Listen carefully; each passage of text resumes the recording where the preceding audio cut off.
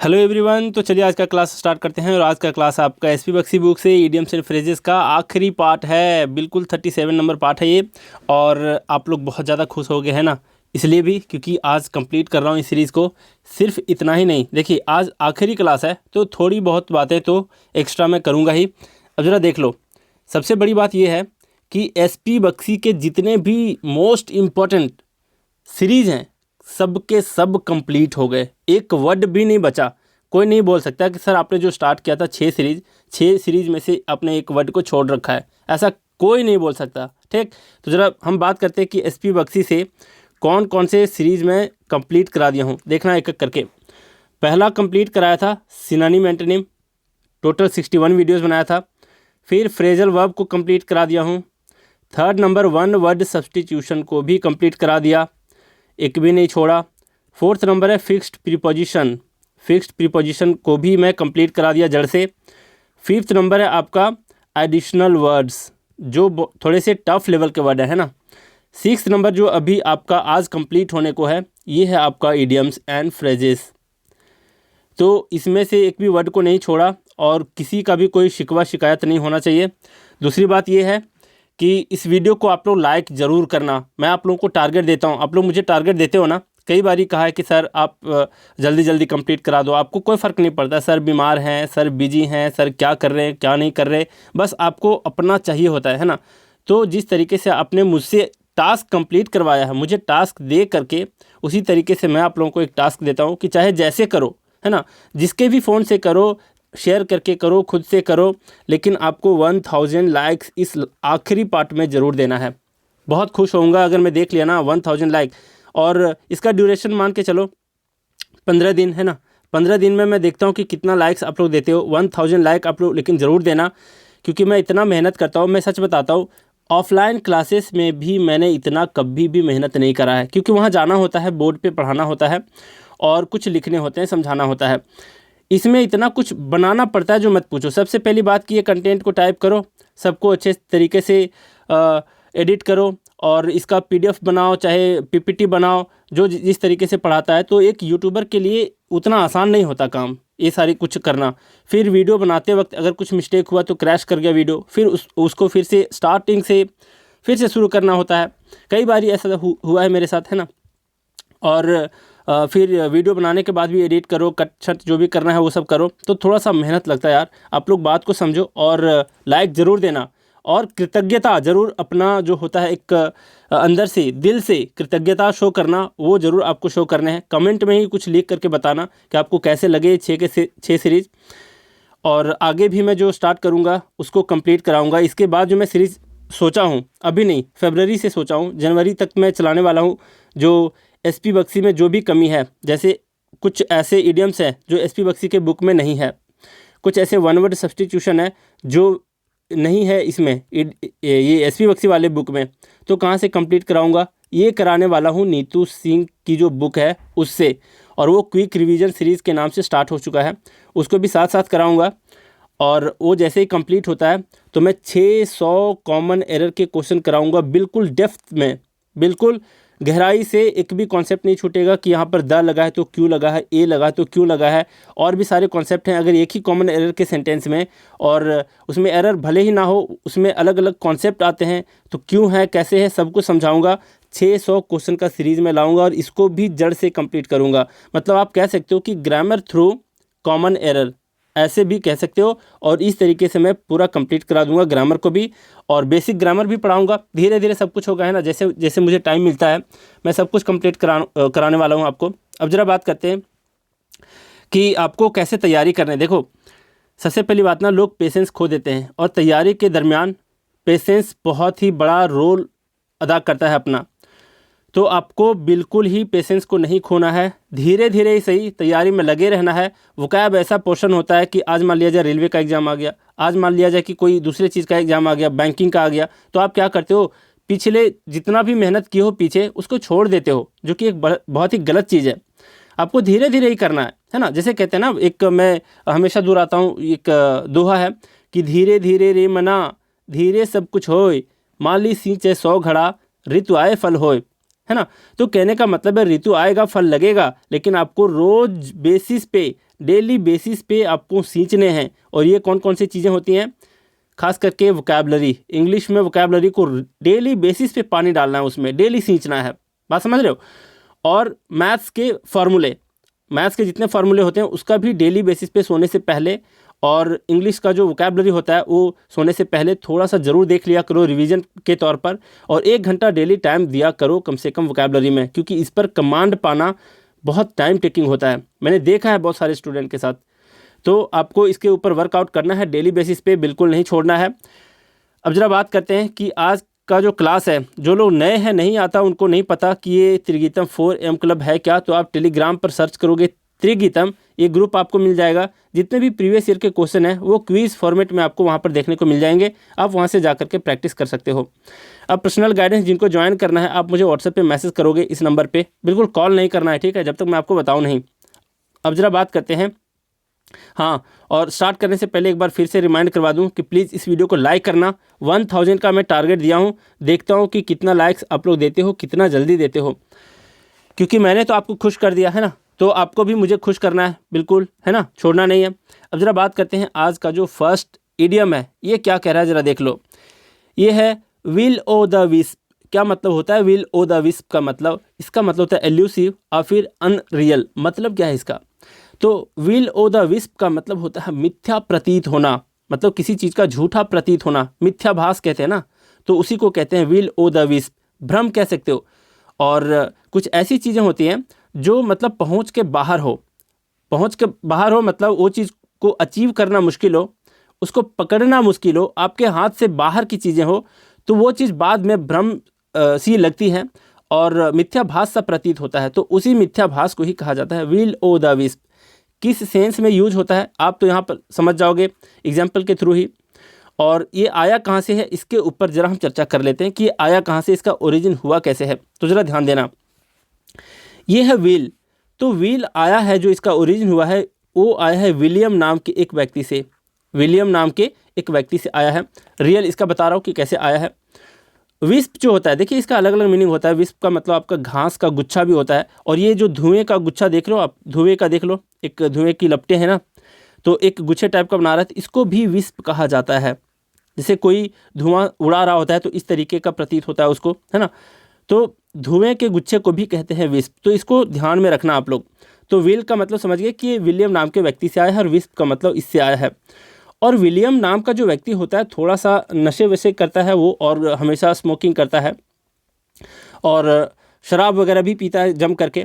तो जब भी वो धुआं ऐसे उड़ा रहा होता है सिगरेट से, तो होता क्या है कि उसे तरह तरह के वहाँ पर देखने को मिलता है, डिफरेंट डिफरेंट शेप के बनते हुए, धुआं से डिफरेंट डिफरेंट शेप बनता है। जैसे देखो एक थोड़ा सा रोमांटिक वे में एक लड़की उसको नज़र आती है ना, धुएं में। अब लोग क्या करते हैं, उसे मूर्ख समझते हैं, वैसे भी विलियम को हर कोई वहाँ पे मूर्ख समझ रहा होता है। तो जब भी विलियम ऐसे पीता है सिगरेट, उसको कुछ नए नए फिगर्स दिखाई देते हैं इस तरीके से, जैसे देख रहे हो आप यहाँ पे, और इसी को विस्प कहते हैं, थोड़ा सा अनरियल टाइप का। उसको ऐसा प्रतीत होता है, सपने बुनता है, तरह तरह के रोमांटिक सपने देखता है। तो लोग उससे कहते हैं कि एक बात सुनो, तुम खेत में चला जाओ जहाँ पर एक मार्शी लैंड होता है। मार्शी लैंड का मतलब मैं बताता हूँ, दलदल भूमि है ना, को बोलते हैं क्या, marshy land.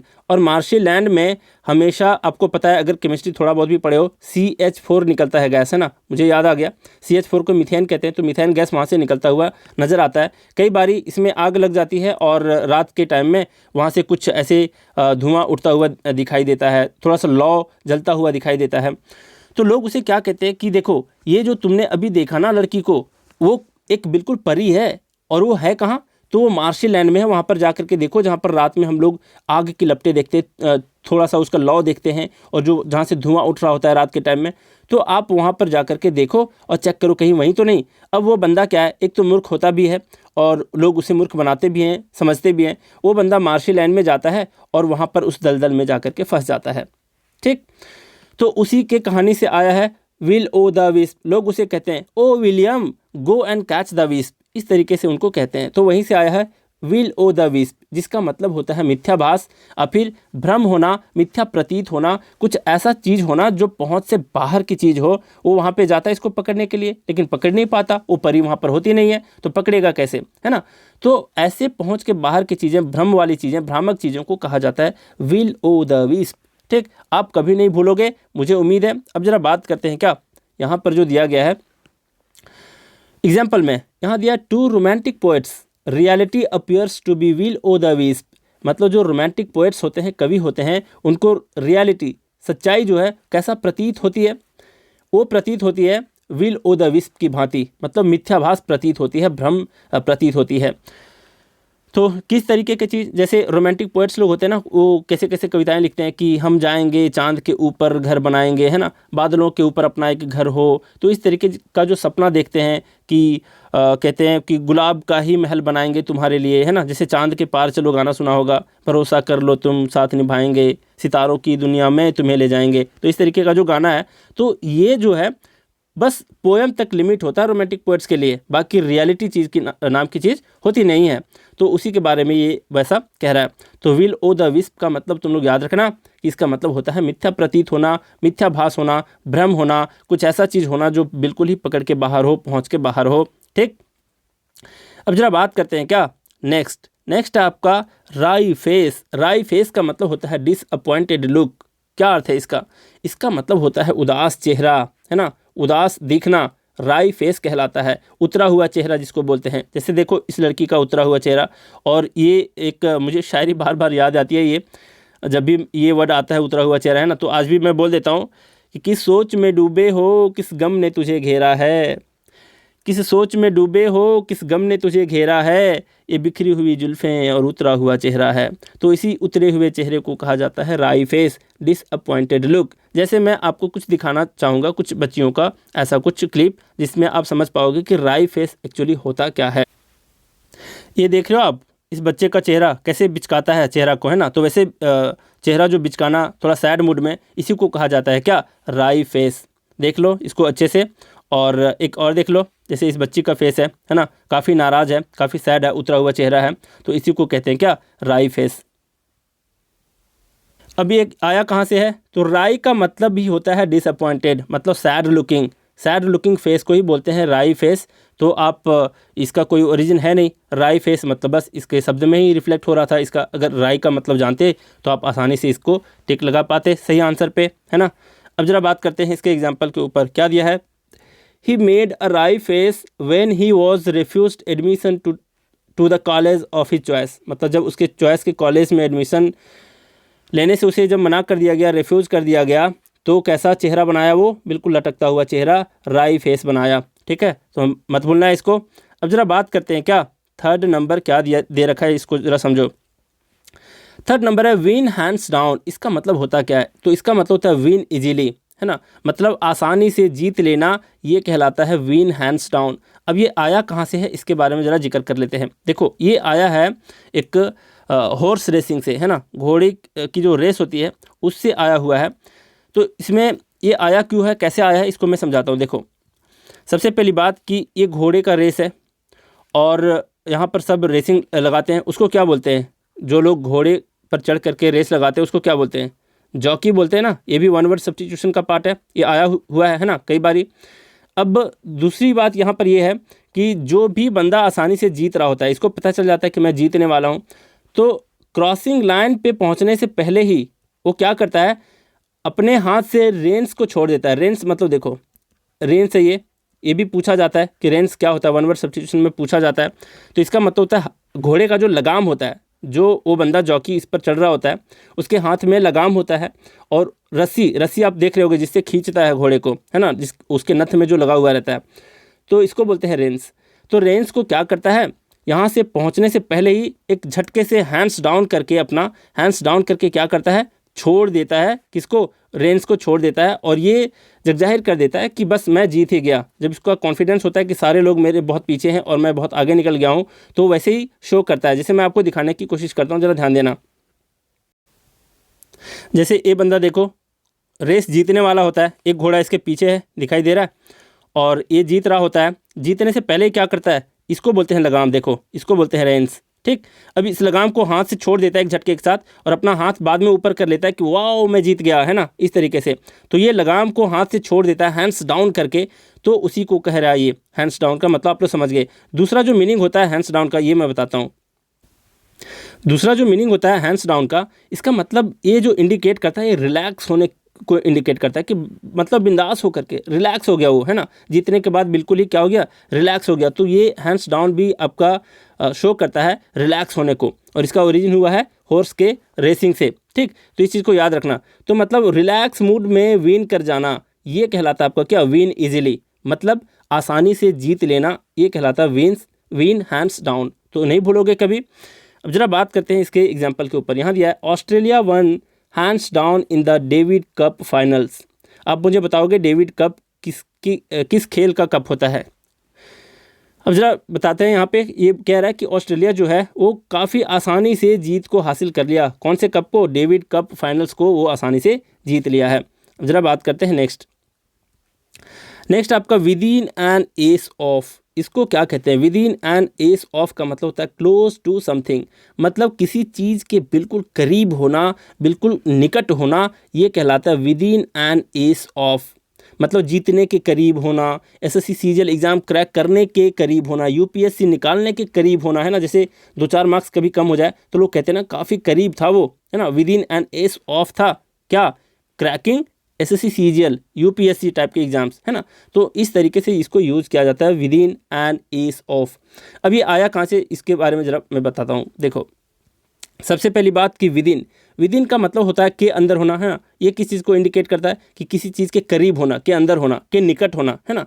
N ace of, S जो होता है बहुत तरीके से इसको यूज़ करते हैं। एस पहले भी बता चुका हूँ अलग सेंस में। यहाँ पर एस का जो रियल मीनिंग होता है, शाब्दिक अर्थ जो होता है इसका मतलब होता है आसानी से सफलता प्राप्त कर लेना। तो आप आसानी से सफलता प्राप्त करने के विद इन हो, करीब हो, तो उसी को तो कहते हैं क्लोज टू समथिंग। ठीक, तो इस चीज़ को याद रखना, इसी से आपका रिफ्लेक्ट हो रहा था meaning. With in an ace of का मतलब होता है क्लोज टू समथिंग, किसी चीज़ के करीब होना, बिल्कुल निकट होना, ये कहलाता है with in an ace of. अब जरा देखो और क्या दिया है यहाँ पे, एग्जाम्पल में दिया है when our team was within an ace of victory. जब हमारी टीम क्या थी, विक्ट्री के करीब थी। Iraq scored a last minute goal to draw the game. मतलब इराक ने क्या किया, लास्ट मिनट गोल कर दिया, मतलब फुटबॉल की बात कराइए, गोल कर दिया और मैच को क्या किया, गेम को क्या किया, ड्रॉ कर दिया, है ना। तो आप लोग समझ गए कि क्या इसका मीनिंग है। With in an ace of का मतलब क्या होता है, क्लोज टू समथिंग, मतलब किसी चीज़ के बिल्कुल करीब होना, किसी चीज़ के बिल्कुल निकट होना। अब जरा बात करते हैं नेक्स्ट। 5th नंबर है आपका वेयर द ट्राउजर्स। क्या मतलब है, वेयर द ट्राउजर्स का मतलब होता है डोमिनेंट। मतलब क्या हुआ इसका, तो हावी होना, है ना, हावी होना और फिर किसी के ऊपर प्रभावशाली होना, ये कहलाता है वेयर द ट्राउजर्स डोमिनेंट। ठीक, अब जरा बात करते हैं कि आया कैसे। तो देखिए ये जो वेयर द ट्राउजर्स बोला गया है, ये एक्चुअली बोला गया है मर्द समाज के लिए, है ना, मेन के लिए। पहले ज़माने में क्या हुआ करता था कि सभा में लोग जाते थे, पंचायती में जाते थे, फैसला सुनाने जाते थे कहीं, तो वहाँ पर महिलाओं को इजाज़त नहीं दी जाती थी और वहाँ पे सिर्फ क्या होते थे, मेन जाते थे और फैसला सुनाते थे। तो जो डोमिनेटिंग टाइप के मेंस होते थे वो हमेशा ट्राउज़र पहन करके जाते थे। वैसे पहले उस वक्त की बात है जब महिलाओं को ट्राउजर्स पहनना अलाउड नहीं था, मतलब सिर्फ वो स्कर्ट पहन करके वहाँ पर जा सकती थी। तो जो डोमिनेटिंग टाइप के लोग होते थे उस ज्यूरी में, उस वहाँ पर फैसला सुनाने वालों में से, तो वे लोग डोमिनेटिंग टाइप के लोग हमेशा ट्राउजर्स पहन के जाते थे। उनका एक अलग ही पहचान होता था समाज में कि ये काफ़ी डोमिनेटिंग टाइप के लोग हैं। तो इसी तरीके से अलग अलग लिटरेचर में इसको इस तरीके से पेश किया गया कि जो भी लोग वेयर द ट्राउजर्स कर रहे हैं, मतलब ट्राउजर्स पहन रहे हैं, वे लोग क्या हैं, डोमिनेटिंग है ना। तो डोमिनेंट लोगों को कहा जाता है, हावी होना को कहा जाता है क्या, वेयर द ट्राउजर्स। तो आप लोग समझ गए इस चीज़ को। यहाँ पर दिया it is Leena who wears the trousers and her husband simply obeys her. मतलब लीना जो है वो हमेशा डोमिनेंट होती है और उसका पति जो है वो हमेशा क्या करता है, यूं ही उसको ओबेज करते रहता है, मतलब आज्ञा का पालन करते रहता है। नेक्स्ट है आपका वी आर्स का मतलब होता है एट डाउन। डाउन का मतलब होता है पौ फटना, है ना, मतलब सूरज निकलने से पहले के वक्त को कहा जाता है डाउन। तो वी आर्स का मतलब होता है क्या, इसका मतलब होता है सुबह का समय। और ये इसको याद रखना बहुत टफ नहीं है, क्योंकि वी जो है एक ऐसा वर्ड है जिसका मतलब ही होता है क्या, इसका मतलब ही होता है सूरज निकलने से पहले का वक्त, है ना। तो सुबह होने से ठीक पहले का जो समय होता है उसी को कहा जाता है वी। तो वी आवर्स का मतलब यहीं पर साफ साफ है कि सुबह होने से पहले के वक्त, वो कह रहा है क्या, वी आवर्स। यहाँ पर दिया है एग्जाम्पल में, the old couple was murdered in the wee hours of the day. मतलब सुबह होने से ठीक पहले क्या किया गया, ओल्ड कपल को मर्डर कर दिया गया, है ना। तो वी आवर्स को याद रखना, इसका मतलब होता है सुबह का समय, और फिर सुबह होने से ठीक पहले का वक्त।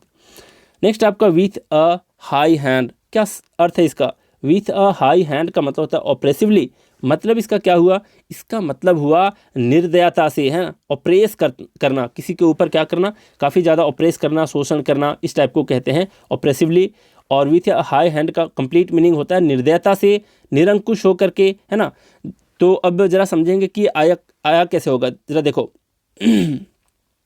हाई हैंड है मतलब क्या, हाई हैंड कहने का यहाँ पर जो अर्थ रिफ्लेक्ट हो रहा है, इसका मतलब होता है कि पहले के टाइम में कुछ जो राजा लोग हुआ करते थे, वो क्या करते थे, किसी के भी ऊपर हाथ उठा देते थे, अपना हाई हैंड कर देते थे, उसी को बोला जाता है हाई हैंड कर देना, है ना। मारपीट कर देना, किसी को भी सजा दे देना, तो इस तरीके का जो लक्षण होता था उन लोगों में, इसी को कहा जाता था हाई हैंड।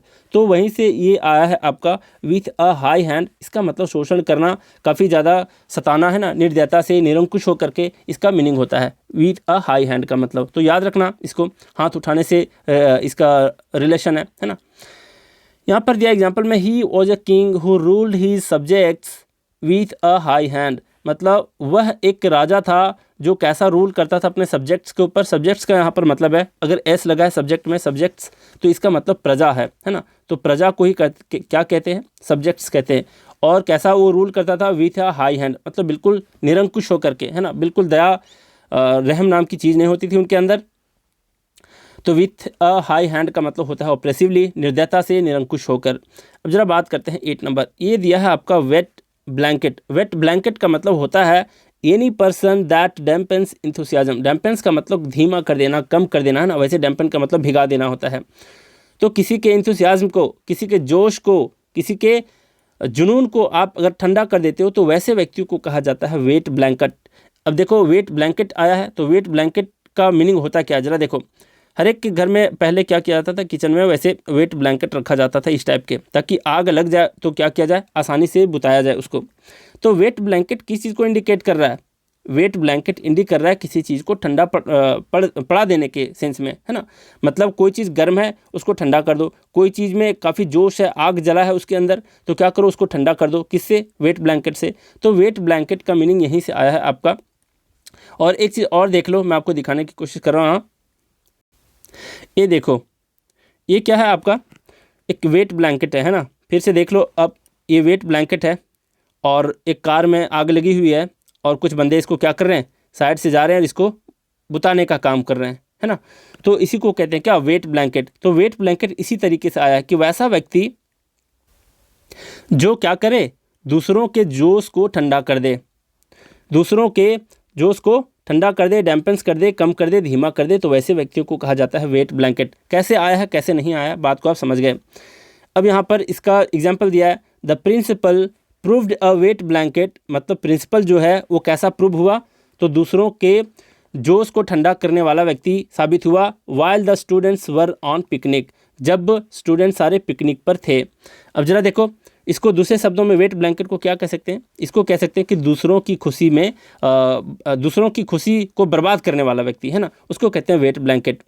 और कह सकते हो इसको क्या, दूसरों के आनंद को नष्ट करने वाला, है ना, मजाक किरकिरा कर देने वाला व्यक्ति। जैसे मान लिया जाए आप मूवीज़ जाते हो, ठीक है, और मूवीज़ जा करके क्या करते हो, सीटियाँ बजाते हो, दोस्तों के साथ मस्ती करते हो, मज़े करते हो। लेकिन मान लिया जाए कभी आप अपने डैड के साथ चले जाते हो, तो आप उतनी हरकत कर सकते हो, उतना मजाक कर सकते हो, आप नहीं कर सकते ना। तो आपके पिताजी उस वक्त पे क्या कहलाएंगे, वेट ब्लैंकेट कहलाएंगे, कि यार मतलब मजाक किरकिरा हो गया, है ना, किसके वजह से, डैड के वजह से। तो वेट ब्लैंकेट ऐसे व्यक्तियों को कहा जाता है जो दूसरों के मज़े को किरकिरा कर दे, है ना। अब जरा देखिए, नेक्स्ट है जो आपका 9th नंबर, क्या कह रहा है ये, वाइल्ड गूज चेज। इसका क्या मतलब होता है, वाइल्ड गूज चेज का मतलब होता है अनप्रॉफिटेबल। मतलब क्या हुआ इसका, इसका मतलब होता है निरर्थक खोज, है ना, जिसका कोई प्रॉफिट ना निकले, व्यर्थ का प्रयत्न को कहा जाता है वाइल्ड गूज चेज, ठीक है। जैसे आप लोग क्या करते हो, टेलीग्राम पर, कोरा पे, फेसबुक पे, इंस्टा पे क्या करते हो, लोगों को रैंडमली जानना पहचान है ना, ज़बरदस्ती मेहमान, अरे आओ ना व्हाट्सअप पे आओ ना, यहाँ पे स्लो चल रहा है, नेट स्लो चल रहा है, ऐसी शिकायतें मिली है मुझे एक्चुअली, इसलिए मैं बता रहा हूँ। काफ़ी लोग कहते हैं कि सर ऐसे ऐसे हरकत करते हैं लोग, तो मैंने कहा चलो यार ब्लॉक करो सीधा, है ना, वे सब क्रीपी लोग हैं, कहीं भी भटकते रहते हैं, तो ऐसा मत किया करो, है ना। ऐसी चीज़ें क्या होती हैं, अनप्रॉफिटेबल, फालतू का चेज होता है ये। अब फालतू का चेज कर रहे हो, किसी का पीछा कर रहे हो, है ना, और कुछ नहीं मिलना इससे, बस टाइम का वेस्टेज होगा और कुछ नहीं।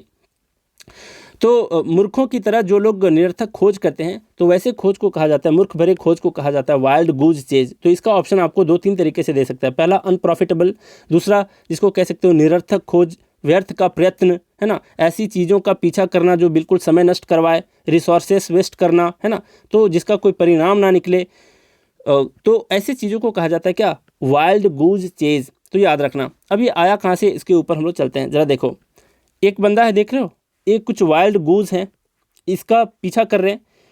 तो क्यों कहा गया है अनप्रॉफिटेबल, इसको क्यों कहा गया है, क्योंकि देखो इसका जो ओरिजिन हुआ है ना, तो इसके ओरिजिन जो हुआ है ये हॉर्स राइडिंग से ही हुआ है। मैं आपको बता दूं कि हॉर्स राइडिंग से ही इसका भी कुछ रिलेशन है, जो कि मैं नहीं बताना चाहता क्योंकि वो व्यर्थ हो जाएगा फालतू का, वो उससे आप समझ में नहीं आएगी, बातें रिलेट नहीं कर पाओगे, ठीक। लेकिन यहाँ पर क्या है, जो मैं समझाने का तरीका बता रहा हूँ, है ना, उसको आप समझने की कोशिश करना और याद हो जाएंगी, दिमाग में बैठ सा जाएगा ये। देखो, वाइल्ड गूज ऐसा एक मतलब पक्षी है जो बिल्कुल ही उसका कोई यूज नहीं है, ना उसे आप खा सकते हो मार करके, है ना, ना ही क्या कर सकते हो, उसका कोई काम नहीं किया जा सकता है ना, पेट बना करके भी नहीं रख सकते उसका, इसलिए भी क्योंकि इसके अंडे में, इसके बॉडी में एक पॉइजन पाया जाता है। आप अगर उसको पीछा करोगे, उसको पकड़ करके लाओगे खाने के लिए, मान लिया जाए, खाने के बाद होता क्या है कि आपके बॉडी में भी पॉइजन जाने का डर होता है, तो इसलिए इसको बोला गया है वाइल्ड गूज, है ना। तो वाइल्ड गूज का कोई पीछा नहीं करता, करते हो मतलब फालतू का करते हो, समय नष्ट होगा, आप उससे कोई प्रॉफिट नहीं ले पाओगे, है ना, बिल्कुल अनप्रॉफिटेबल होगा वो। तो वाइल्ड गूज चेज का मतलब ही हो गया क्या, चेज का मतलब पीछा करना, वाइल्ड गूज का मतलब जंगली गूज, है ना, इसको बतख, हंस जो भी कह सकते हो। तो बस याद रखने के तरीके को मैं बताया हूँ आपको। तो याद रखना कि वाइल्ड गूज चेज का मतलब होता है अनप्रॉफिटेबल, जिसको कह सकते हो व्यर्थ का प्रयत्न, निरर्थक खोज, है ना, मूर्खों के जैसा किसी का पीछा करना, ऐसी चीज़ों का पीछा करना जो बिल्कुल समय नष्ट करवाए, रिसोर्सेस का वेस्ट हो, जिसका कोई परिणाम ना निकले, तो ऐसे खोज को कहा जाता है वाइल्ड गूज चेज। यहाँ पर दिया एग्जाम्पल में, all the efforts of the government to remove illiteracy in India is like a wild goose chase. तो ये कह रहा है कि जो भी प्रयास किया गया है गवर्नमेंट ऑफ इंडिया के थ्रू टू रिमूव इलिटरेसी, मतलब क्या कहते हैं उसको, इलिटरेसी का मतलब असाक्षर, है ना, असाक्षरता को रिमूव करने का जो भी प्रयत्न किया है इंडियन गवर्नमेंट ने, वो क्या है, किसके समान है, is like a wild goose chase, मतलब बिल्कुल ही समय नष्ट करने वाला प्रयत्न है, निरर्थक खोज है एक तरह का, है ना, फालतू का व्यर्थ का प्रयत्न है। तो व्यर्थ के प्रयत्न को ही कहेंगे wild goose chase, unprofitable. Next आपका क्या, नेक्स्ट आपका विंड फॉल। देखो विंड फॉल का क्या मीनिंग होता है, इसका मीनिंग होता है सडन गेन, मतलब क्या, अप्रत्याशित लाभ जिसको कहते हैं उसको कहते हैं विंड फॉल। मतलब क्या हुआ इसका, अचानक कोई सफलता का मिल जाना, अचानक मिला हुआ धन संपत्ति, तो ऐसे धन संपत्ति जो अचानक आपको मिल जाए उसको कहा जाता है विंड फॉल, सडन गेन। जैसे ये आया कहाँ से होगा, इसके बारे में जरा आपको कुछ क्लिप दिखाता हूँ, आप उससे रिलेट करने की कोशिश करना। देखो यहाँ पर कुछ नोटों की बरसात हो रही है ना, और विंड फॉल कह सकते हो इसको, विंड की तरफ से फॉल हो रहा है। फिर दूसरा देखो, ये व्यक्ति देखो, है ना, भगवान इसको दिए हैं तो छप्पर फाड़ के दिए हैं, बिल्कुल ऊपर से विंड फॉल हो रहा है ना। तो wind fall in the sense क्या, किसी कोई सफलता का अचानक मिल जाना, है ना, बिल्कुल ही कोई धन संपत्ति का अचानक मिल जाना, ये कहलाता है आपका क्या, विंड फॉल। तो भूलना मत इसको, समझ गए। विंड फॉल का मतलब सडन गेन कैसे हुआ, अप्रत्याशित लाभ, है ना, जिसका मतलब उम्मीद नहीं किए थे, अचानक कोई चीज़ मिल गया हो, तो उसको कहते हैं विंड फॉल, सडन गेन को।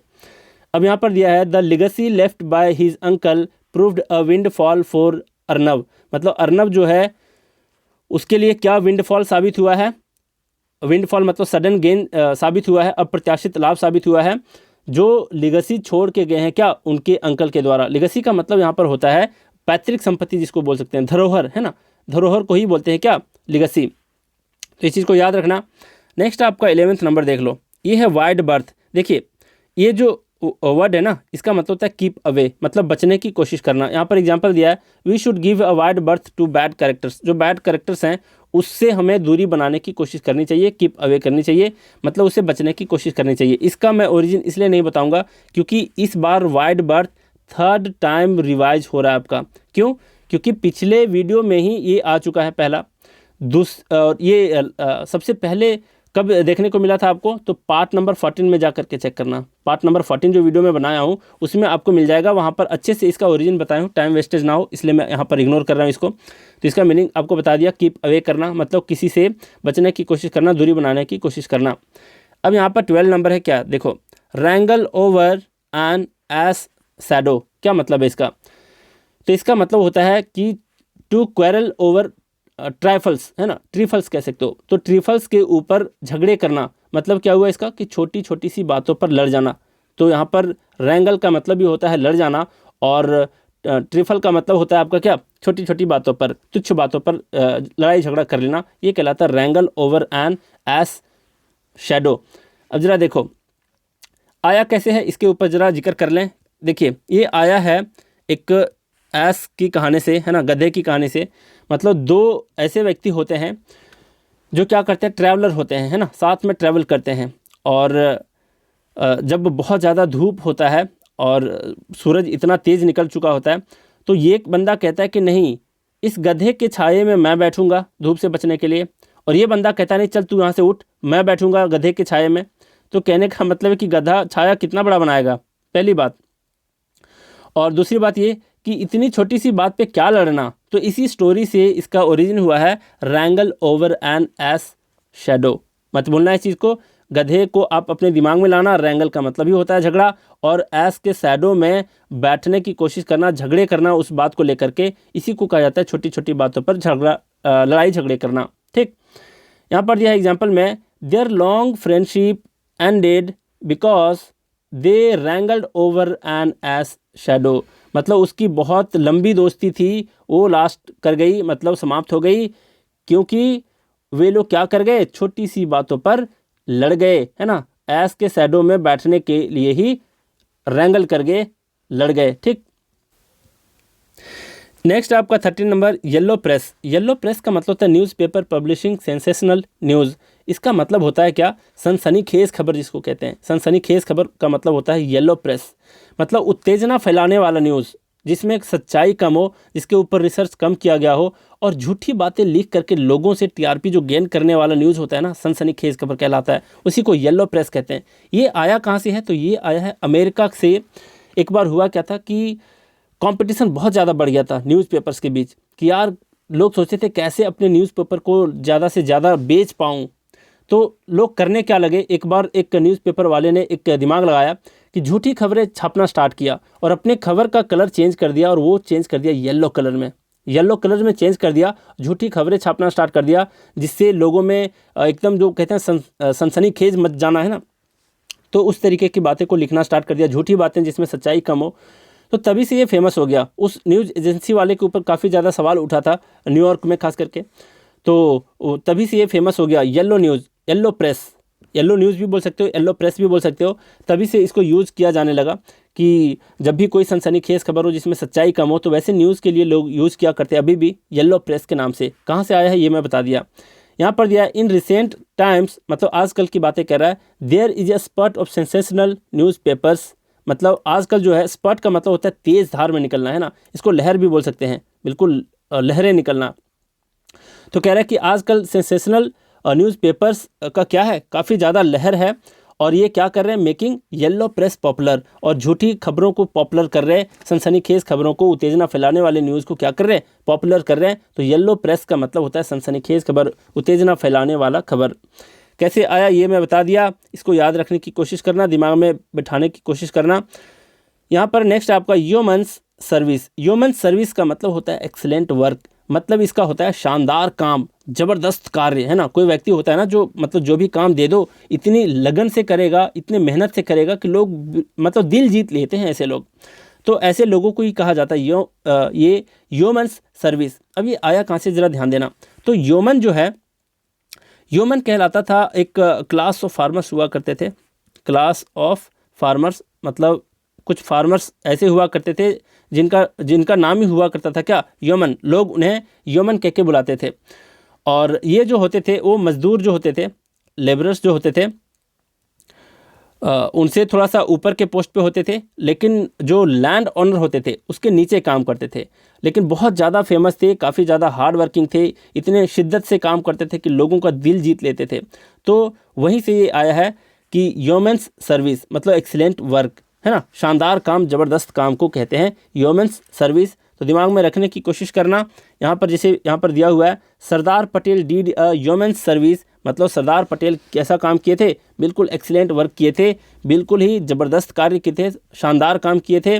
Bye welding numberless states into one strong nation. जो वेल्डिंग का मतलब होता क्या है, मतलब संगठित करने में, नंबरलेस जो बहुत सारे स्टेट्स थे और उनको एक नेशन में एकदम सूत्रधार करने में क्या किए, बिल्कुल ही एक ह्यूमन्स सर्विस किए, एक्सीलेंट वर्क किए, है ना, एक साथ बांधने की कोशिश किए। अब मैं बहुत कुछ बता चुका हूँ, ये आखिरी पार्ट था। और जो मैं टास्क दिया हूँ आप लोग भूलना मत, हमेशा की तरह आज भी रिकैप करवाऊंगा, लेकिन रिमाइंड करवा दूँ कि इस वीडियो को लाइक करना, लोगों से करवाना, है ना, ताकि जल्दी से जल्दी, और वैसे जितना मैं वक्त दिया हूँ उतने वक्त में कोशिश करना कि 1000 लाइक इस आखिरी पार्ट को मिले, ताकि मेरा मतलब दिल खुश हो जाए और मैं इसी तरीके से सारे सीरीज़ को कंप्लीट कराता रहूं।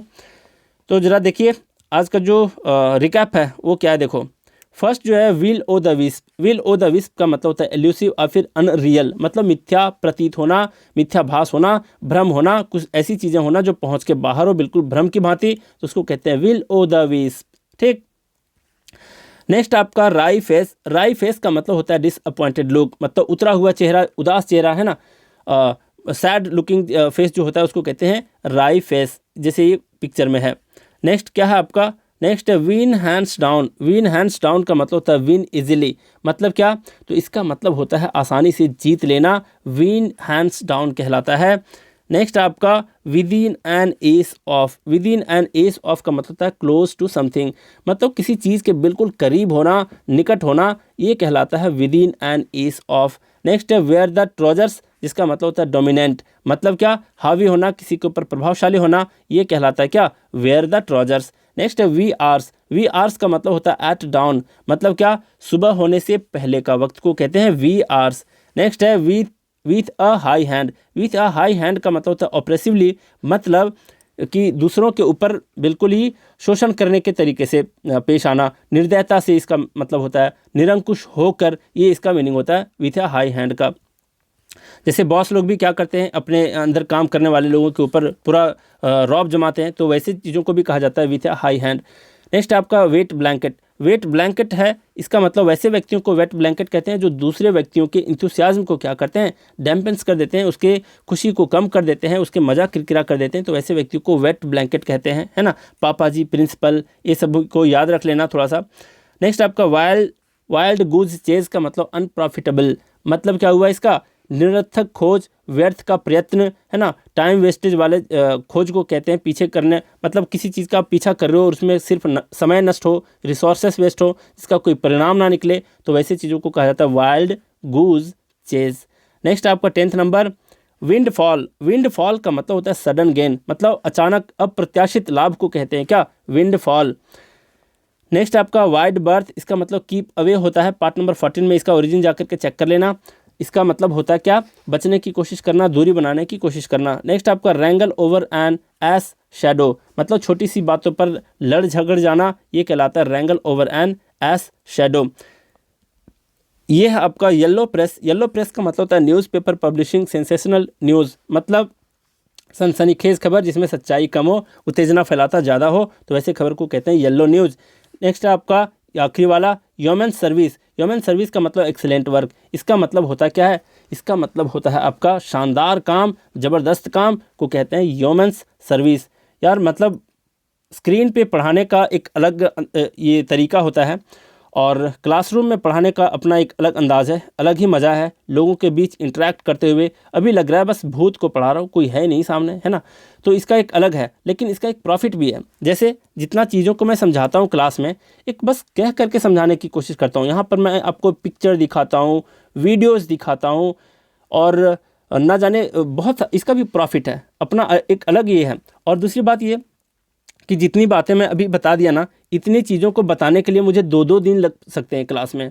ये भी है कि आपका वक्त बचता है, तो ऑनलाइन क्लासेस के अपने एक अलग ही फ़ायदा होता है। कोशिश करो कम वक्त में ज़्यादा सीखो। 20% टाइम लगा करके अगर आप 80% सीखते हो तो समझ जाना कि वो टीचर आपके बहुत काम आने वाले हैं। कोई भी टीचर सिर्फ आपका टाइम वेस्ट करे, कमेंट पढ़े, चैट करे, मजाक मस्ती हद से ज़्यादा करे, मतलब सिर्फ 80% आपका टाइम वेस्ट करे और मात्र 20% गेन हो, तो समझ जाना वो टीचर को जल्दी जितना छोड़ सकते हो छोड़ दो।